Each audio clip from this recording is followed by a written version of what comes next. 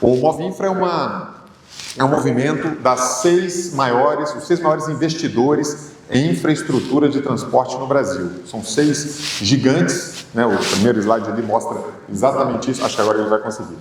Mostra exatamente isso. São 6 gigantes da área de infraestrutura que investem em longo prazo no Brasil, olhando para o futuro, né? Atraindo investimento, atraindo recursos de grande porte. Agora sim, tá lá. Já estou com o controle aqui já na mão? Isso, pronto. Então, aí, ó. Rumo, Ultracargo, Motiva, Ecorodovias, Santos Brasil e Hidrovias do Brasil. São investidores, cada um no seu modal, né, multimodal, e a gente atua aí realmente em todos os segmentos aí, né, ferroviário, aeroportuário, rodoviário, no setor dos portos, setor das hidrovias, né, que é um setor que está pujante agora no Brasil, setor dos trilhos também. E aqui, só para vocês terem uma noção do mapa do Brasil, onde estão os ativos desse movimento, dessas empresas, estão espalhados aí por todo o Brasil e especificamente aqui em São Paulo, né, uma atuação muito forte, Porto de Santos, vocês certamente usam aí os metrôs da Motiva, linha 4, linha 5, linha 8, linha 9, rodovias, Carvalho Pinto, Via Dutra e diversas, a Bandeirantes e por aí vai. Mas eu queria começar rapidamente, vou tentar me ater ao tempo aqui. Eu queria começar rapidamente para contar para vocês o que está acontecendo na infraestrutura. A gente vai falar de aeroportos já, mas é importante a gente falar primeiro o que está acontecendo num cenário maior da infraestrutura. O Brasil está vivendo a melhor fase da história do país em termos de investimento em infraestrutura. Esse gráfico mostra exatamente isso. 280 bilhões de reais foram investidos, gastos efetivamente no ano passado, 2025.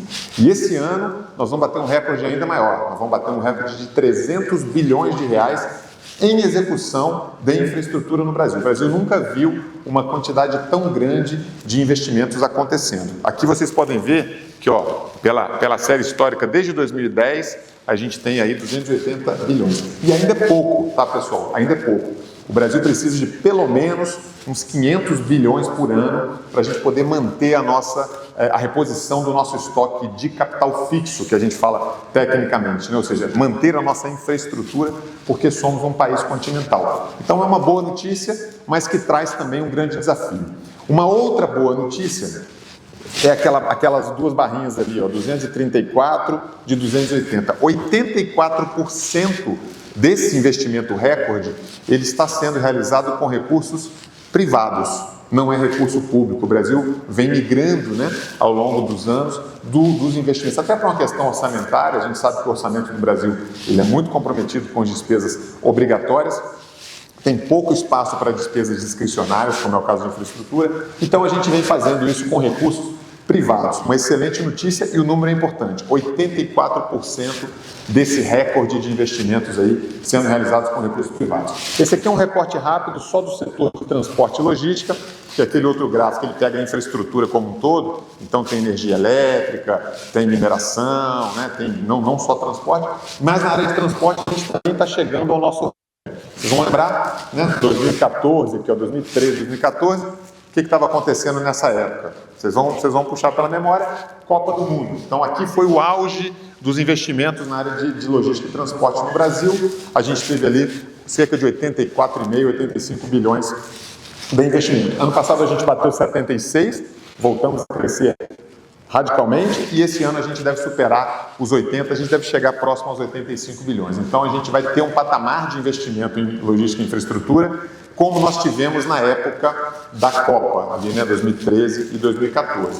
O detalhe aqui é que na época da Copa a gente tinha majoritariamente investimento público acontecendo, né? Eram os investimentos que os governos estavam fazendo para a mobilidade na época da Copa. E agora a gente tem aí majoritariamente investimentos privados acontecendo. Quem financia? De onde vem esse dinheiro? Esse é um ponto importante.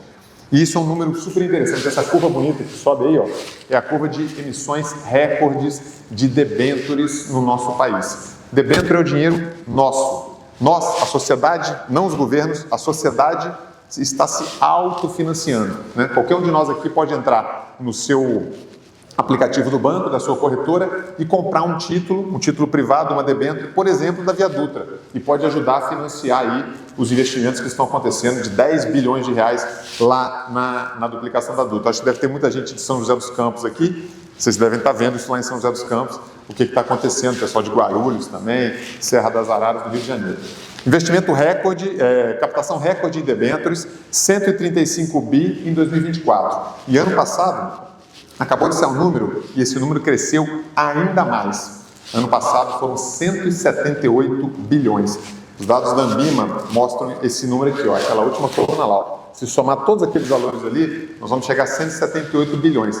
Ou seja, é o setor privado, é o dinheiro privado financiando o investimento privado numa infraestrutura que é um legado para o nosso país. O mais interessante disso, aqui também estão todos os setores, tá? Olha lá, energia elétrica, saneamento, petróleo e gás, telecomunicação e por aí vai. Foi o primeiro ano passado, 2025, foi o primeiro ano que o setor de transportes ocupou a liderança na emissão desses títulos. Então a gente tem ali, ó, 35% desse total, que é aquela barra azul, isso está financiando o setor de transportes. E como é que isso se reflete, né? Isso se reflete na vida de todo mundo, a gente está vendo isso acontecer. Só esse ano nós vamos fazer 13 leilões de concessão de rodovia aqui no Brasil, só governo federal, tá? 35 leilões aí ao longo desses 4 anos do governo Lula 3, né? 35 leilões, quase 400 bilhões de investimentos contratados. Amanhã, aqui em São Paulo, na parte da tarde, lá na B3, tem mais um leilão de concessão de rodovias lá no nordeste do país, entre Bahia e Pernambuco. A gente vai ter uma sessão amanhã de leilão lá na B3.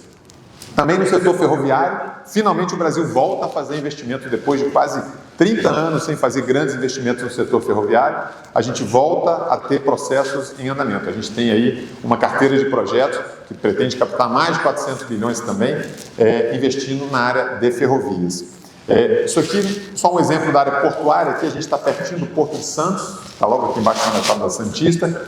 Tá, vai entrar o leilão esse ano, deve acontecer ainda esse ano, talvez início do ano que vem, do maior terminal de containers da América Latina, que é o chamado Tecon Santos 10. Vai processar 3,5 milhões de containers por ano e vai investir aí, né, captar investimentos na casa de 5,6 bilhões. Isso é só um exemplo do setor portuário que está acontecendo muita coisa. Deixa eu andar, onde que eu ponho aqui? Aqui. Também aqui, rapidamente, setor de hidrovias, a gente tem aí um programa, primeira vez que o Brasil vai fazer concessões de hidrovias. O Brasil hoje tem rios navegáveis, mas não são considerados hidrovias, tecnicamente hidrovias.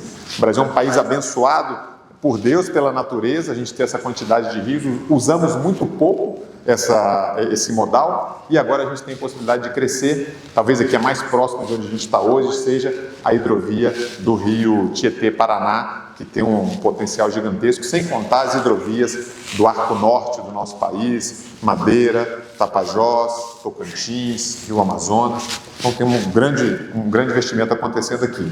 Trens também, né? A mobilidade urbana tem performado muito bem. Vocês devem estar vendo isso aqui, quem é de São Paulo, linha 17 aqui, ó, esse trem bonito da BYD, né? Linha 6, esse aqui já está operando, né? Não sei se vocês... Eu já peguei para Congonhas.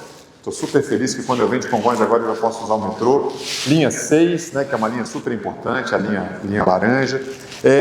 Finalmente o People Mover de Guarulhos começou a funcionar, né, que liga a estação da CPTM aos 3 terminais de Guarulhos.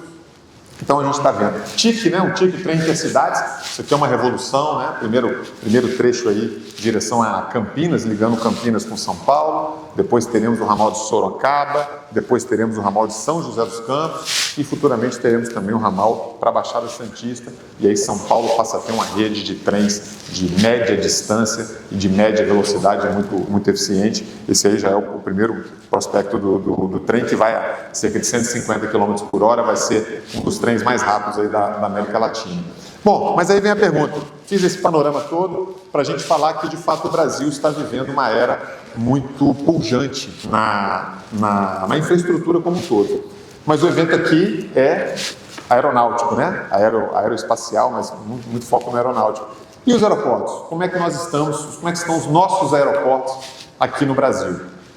Bom, está aqui o professor Dario Reis Lopes, que participou, né, presencialmente de todo esse processo aqui. Trabalhamos juntos lá em Brasília, na Secretaria Nacional de Aviação Civil, e hoje nós temos Só do governo federal nós temos 59 aeroportos concedidos, né? Os principais aeroportos do Brasil, está aqui o Magno também, que acompanhou isso pela Infraero, aeroportos concedidos. Isso sem contar, Dario, os aeroportos concedidos por estados e municípios, né? Que a gente sabe que tem aí talvez mais uns 30 aeroportos no Brasil concedidos por estados e municípios. Tem lá o aeroporto de São José do Rio Preto, tem o aeroporto de São José dos Campos, o aeroporto de Ribeirão Preto e outros mais.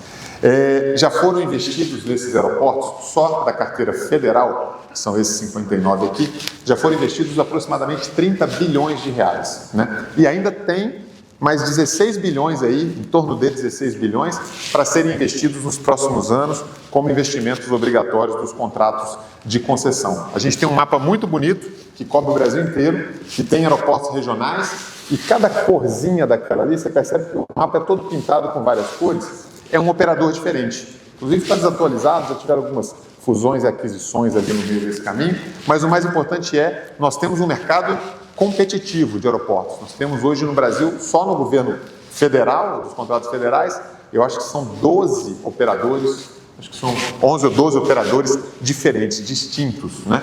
Mais os operadores estaduais. Então é um mercado competitivo que já investiu muita coisa, que está investindo, e nós temos hoje infraestrutura de qualidade.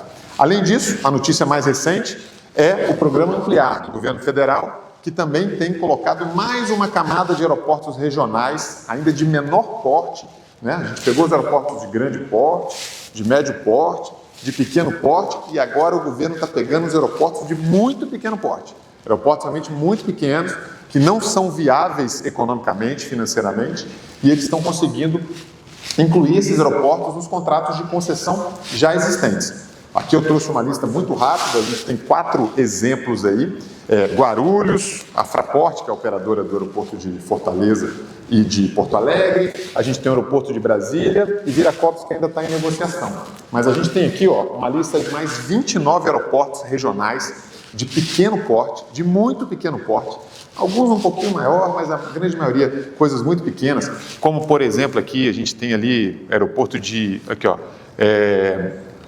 a gente tem Tangará da Serra, é muito pequeno, a gente tem aeroporto de Três Lagoas, é muito pequeno, a gente tem aeroporto de Garanhuns, então coisas muito pequenas. Tem alguns que são um pouco maiores, como o aeroporto de Bonito, né, que é uma região turística, a gente tem aqui aeroportos lá de Barreirinhas, no Maranhão, que é onde tem a Lençóis Maranhenses, né, a gente tem aqui, outro exemplo, Aracati, é onde tem Canoa Quebrada, então tem alguns aeroportos turísticos, tem alguns aeroportos aqui voltados para o agronegócio, como a Juína no Mato Grosso e Cáceres no Mato Grosso, Tangará da Serra. Então, essa é uma camada ainda abaixo da camada que a gente vinha trabalhando, e aqui estão aí sendo contratados cerca de mais 1,5 bilhão de investimentos. Bom, Congonhas, acabei de passar lá hoje, acho que mais alguém comentou aqui, o palestrante anterior tinha comentado de Congonhas, passando por uma verdadeira revolução, né? E eu vi as obras hoje acontecendo, realmente nos enche de orgulho, foi resultado da 7ª rodada, só em Congonhas estão acontecendo nesse momento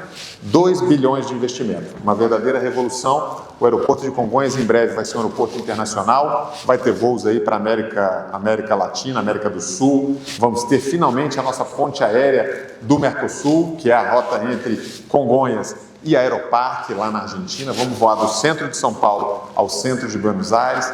Esse aeroporto vai ficar muito bonito, realmente. É um projeto da ANA que está acontecendo lá. Isso aqui são só os teasers aí, os renders, na verdade, de como vai ficar, né? Recentemente tivemos a solução de um problema histórico com o aeroporto do Galeão, que é um aeroporto super importante para o país no transporte internacional, no transporte de carga. Está havendo uma troca de comando lá. A mesma operadora aqui de Congonhas, que é a AENA, que é uma empresa espanhola, está assumindo agora o aeroporto do Galeão e resolvendo aí essa questão contratual de longa data. Dario trabalhou com esse caso lá em Brasília, eu também trabalhei na sequência dele, e só agora você vê como infraestrutura, né, Dario, uma questão de longo prazo, e só agora que a gente está conseguindo resolver a questão do Galeão. Bom, moral da história que eu queria chegar, qual é o ponto que eu queria chegar? Nós temos uma infraestrutura aeroportuária no Brasil de qualidade, em expansão, já foi expandida e ainda em expansão. Não é perfeita, é claro que tem sempre pontos a melhorar, mas o fato é que nós temos uma infraestrutura de qualidade. O Brasil não deixa a dever nada para nenhum país do mundo. Eu tenho rodado bastante aí viajando a trabalho ou viajando a lazer com a família e, de fato, o Brasil hoje tem uma infraestrutura aeroportuária que é muito compatível com o tamanho do seu mercado, com a pujança do seu mercado. Temos aí as grandes operações, operadores globais da Suíça, da Alemanha, da Espanha, operadores aqui da América Latina, operadores brasileiros, né? O Davi está num projeto lá com a Socicam, que é uma operadora genuinamente brasileira, que nasceu aqui no interior de São Paulo, que faz uma operação muito bacana Brasil afora, opera o aeroporto de Belém, opera o aeroporto de Cuiabá. Então, tudo isso, a conclusão é: a nossa infraestrutura está muito boa, né? Claro que sempre pode melhorar, mas ela não é o gargalo hoje, como já foi lá no passado. O que está faltando? O que a gente precisa desenvolver no nosso país? A gente precisa encher esses aeroportos de pessoas, de passageiros e de carga. A gente precisa de demanda. E é isso que eu queria gastar aqui 5 minutinhos com vocês para explicar o que aconteceu nesse gráfico aqui. Ó. Esse aqui é a evolução do número de passageiros ao longo das 2 últimas décadas no Brasil. A gente começa essa série lá em 2004 e eu queria dividir o raciocínio com vocês aqui, cortar esse gráfico no meio. Vamos analisar primeiro a primeira década, de 2004 a 2014. A gente chama tecnicamente essa década de a década dourada da aviação civil. A gente teve um crescimento ali constante, ano após ano, o Brasil veio crescendo em número de passageiros. Saímos ali da casa de 60 milhões de embarques e desembarques. Aqui o número não é passageiro transportado, a gente usa o número a visão do aeroporto, né, que é a quantidade de embarques e desembarques. Em grandes números, o dobro, né? Um passageiro faz um embarque e um desembarque, ou então uma conexão. Mas então a gente sai ali de 60 milhões de embarques mais desembarques e chegamos em 2014 a mais de 200, cerca de 210, 215 milhões de embarques e desembarques. Foi uma época que o Brasil cresceu muito, saturou a infraestrutura, e aí nós vimos o caos aéreo, todo mundo aqui vai lembrar do caos aéreo, mas fomos muito bem em termos de demanda. Isso, inclusive, ensejou esse programa de concessões, de investimentos privados, que nós vimos depois na outra década. Qual é o problema? O problema é que a segunda parte do gráfico, né, ou seja, de 2014 a 2024, 2025, essa segunda década, vocês vão perceber, só olhar para o gráfico, que nós andamos de lado nesse crescimento. Tudo bem que tivemos uma pandemia, né? Aquela descida abrupta ali é a pandemia, né? Que 400 aviões parados em solo no Brasil, no mundo inteiro, mas mesmo se a gente tirar a pandemia, porque a gente até recuperou bem depois da pandemia, recuperamos relativamente rápido, né? Mas nós andamos de lado, nós paramos ali, ó, nesses 220 milhões de embarques e desembarques e ficamos por ali. A infraestrutura cresceu, recebeu todos aqueles investimentos que eu mostrei anteriormente, cerca de 30 bilhões de investimentos, mas a demanda não cresceu, a demanda continuou andando de lado. A bem da verdade, no último ano, finalmente, nós conseguimos voltar a crescer. Voltamos a ter crescimento real com a nossa referência, que era 2019, né? Então, ou seja, em 2025, o Brasil processou 134 milhões de passageiros transportados. Então, a gente volta a crescer. Tudo bem que se não tivesse acontecido tudo isso que aconteceu, a gente já podia estar chegando perto de 200 milhões de passageiros transportados e estamos na casa dos 130. Mas, pelo menos, é uma boa notícia, voltamos a crescer. Bom, e o que a gente tem que fazer para a gente crescer a nossa demanda, para poder encher nossos aeroportos e a gente fazer a popularização do transporte aéreo no Brasil? No Brasil, a gente tem hoje basicamente a classe A voando e um pouquinho da classe B voando, né? A classe B, do meio dela para baixo, já não tem acesso ao transporte aéreo no Brasil, infelizmente. Então, quem voa hoje, dos nossos 215 milhões de pessoas que tem o Brasil hoje, cerca de no máximo 30 milhões de CPFs que de fato voam, né? Nós temos aí uma grande massa que está fora do modal de transporte aéreo. O transporte aéreo no Brasil ainda não é, já popularizou muito, mas ainda não é um modal totalmente popular, acessível para todas as camadas da sociedade. Bom, o que a gente tem que fazer? Nós temos que... São dois caminhos muito claros, assim, na economia a gente deixa isso bem claro. A gente tem que ter o aumento de renda, né? A população brasileira tem que aumentar a sua renda, né, para poder ter acesso a esse modal, que ele é um modal caro, obviamente, ou então tem que haver do outro lado redução de custo, redução do preço da passagem. Ou a gente aumenta a renda, ou a gente diminui o preço da passagem. E aí que eu queria explorar rapidamente esses dois lados. Primeiro da renda, tá? Isso aqui é o nosso PIB per capita, né, do Brasil, em valores constantes aí, traduzidos aí pelo Banco Mundial, tá? Vocês vão perceber, de novo, vamos analisar metade desse gráfico só, pessoal, metade de cá, ó, até 2014. O que aconteceu com o nosso PIB per capita, a nossa renda per capita no Brasil? Isso aqui está em dólar, tá, pessoal? Mas é importante a gente até nivelar isso em dólar, fica mais fácil a análise. Vocês viram que o transporte estava crescendo, o transporte aéreo crescendo, porque a renda estava crescendo. Então, a gente, naquela década dourada da aviação, a gente teve um crescimento de renda.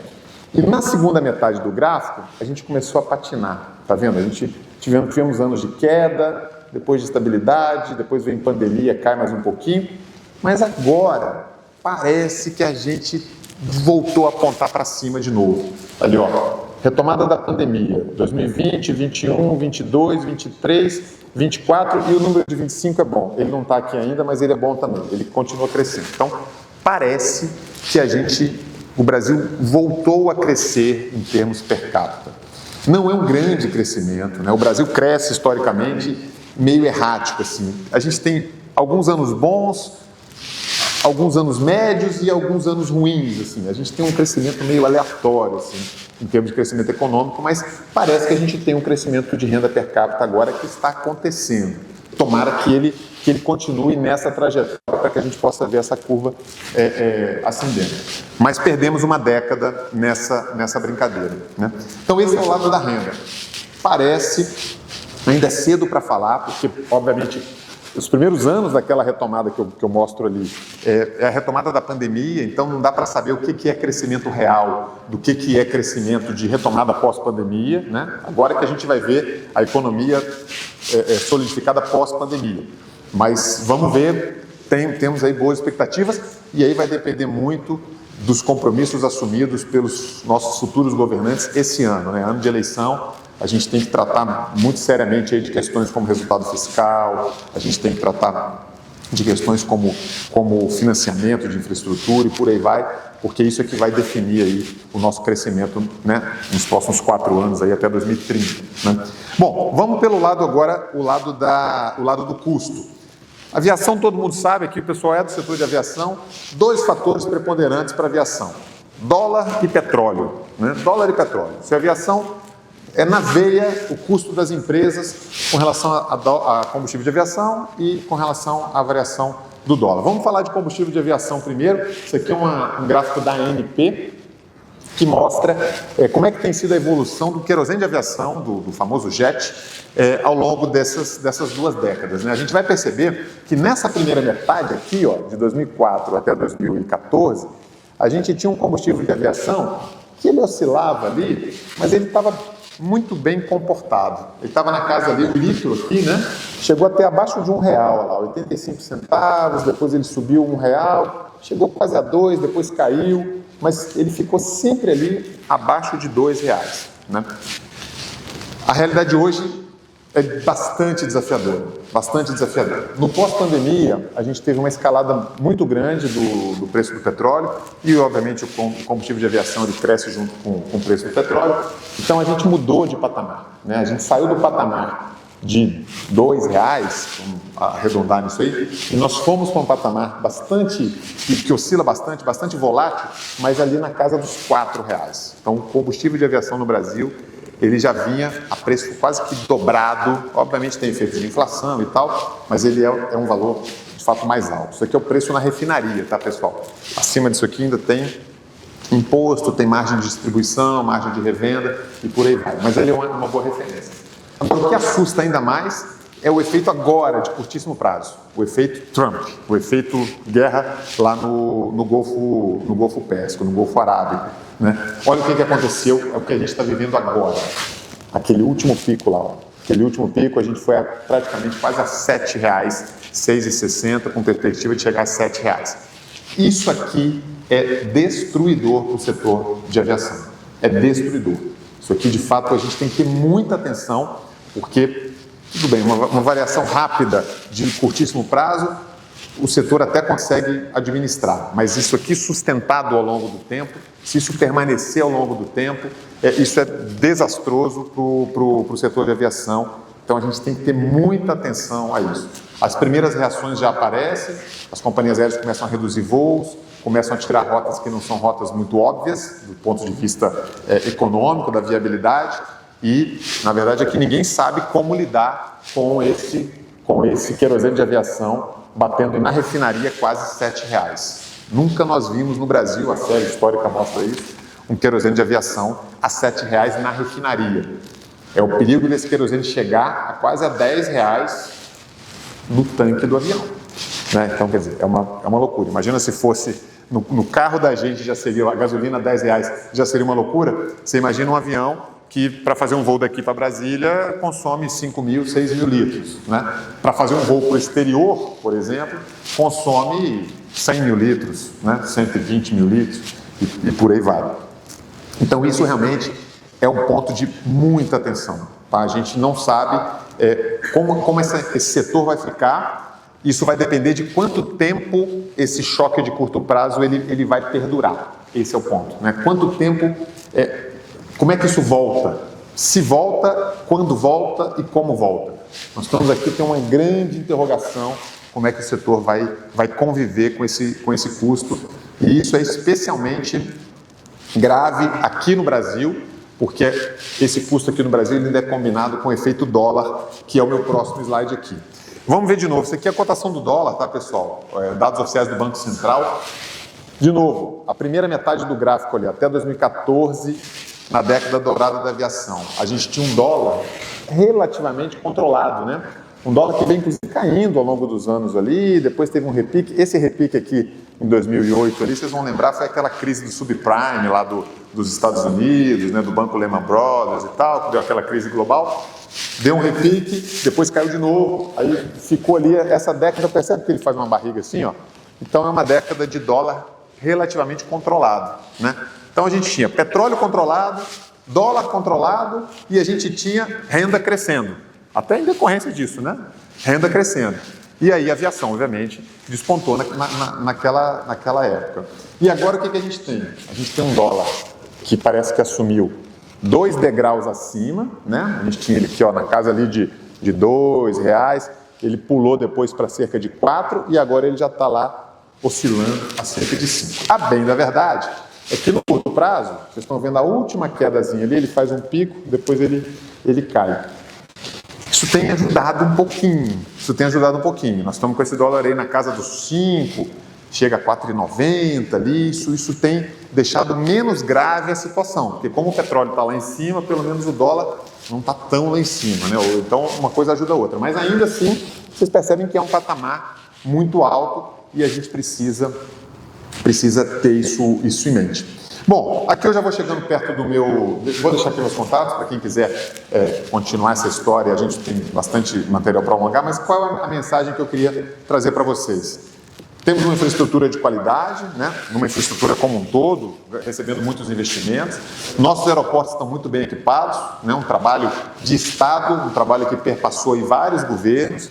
Está aqui, volto a falar do Dario, que fomos secretários, né? Eu fui secretário de aviação na sequência do Dario. Então, assim, vários governos passaram e esse programa de concessões hoje é um sucesso de todos nós, sucesso do Brasil, e a gente está vendo aí os nossos aeroportos com boa qualidade. O grande desafio agora é a gente desenvolver a nossa demanda, o Brasil voltar a crescer, e aí a gente vai depender realmente de fatores macroeconômicos, que a gente tem que estar muito atento realmente, e temos que trabalhar muito forte esse ano com as equipes econômicas das campanhas, para a gente poder tirar ali alguns compromissos importantes dessa turma que pretende governar o Brasil nos próximos 4 anos, né? Equilíbrio fiscal, reforma administrativa, licenciamento ambiental, que é um caso também super importante, porque todas essas obras precisam de licenciamento ambiental e hoje é um gargalo muito grande.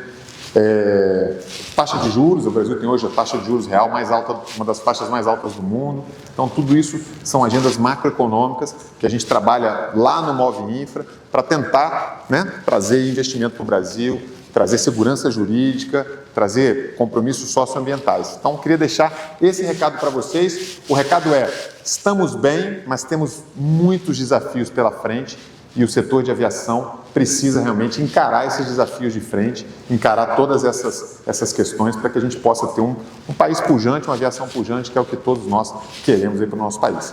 Sem mais delongas, pessoal, eu acho que era essa a mensagem que eu queria trazer. Eu fico à disposição, quem quiser salvar aí o QR Code tem meus contatos, meu telefone, e a gente está totalmente à disposição para bater um papo. Obrigado mais uma vez, professor Lorenzi, obrigado pelo convite aqui, é sempre uma honra nesse fórum tão qualificado, nessa instituição tão renomada que é o ITA. Vida longa ao ITA, que seja bem-vindo o ITA de Fortaleza agora. Vamos fazer essa ponte aérea São José dos Campos, Fortaleza. Contem conosco para a gente desenvolver esse mercado tão bacana que é o mercado de aviação. Um bom dia a todos.